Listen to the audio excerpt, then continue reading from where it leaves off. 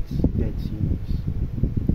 Ngayon po ang ating pag-aaralan ay tungkol sa Titus chapter 3 verses 4 to 5 at buksan po natin ang ating puso at isip sa magandang salita ng Diyos.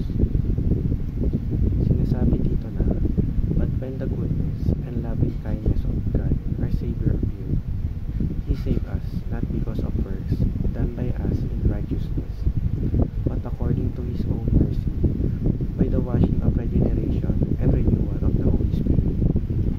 Or sa Tagalog, punit ng mahayag ang kabutihan at kagandahan ng loob ng Diyos na ating tagapagligtas.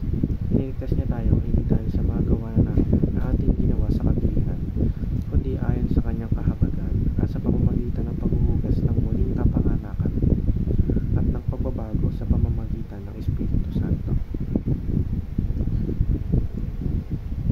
Sinasabi sa verse na magmula kay Christ na nang si Kristo ay pinako sa krus ng Kalbaryo, tayo na ay nalinis at naligtas sa mga kasalanan at sa pamamagitan ng Espiritu Santo.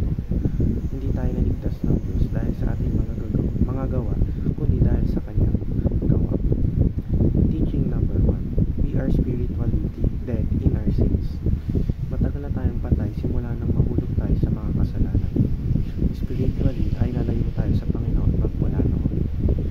Teaching number 2. The Spirit regenerates us through rebirth.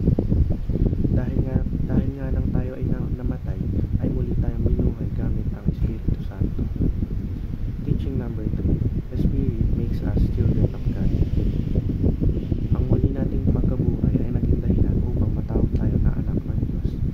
Dahil nagmula nang tayo ay maligtas, naging isang bagong likha tayo na parang pinanganak muli.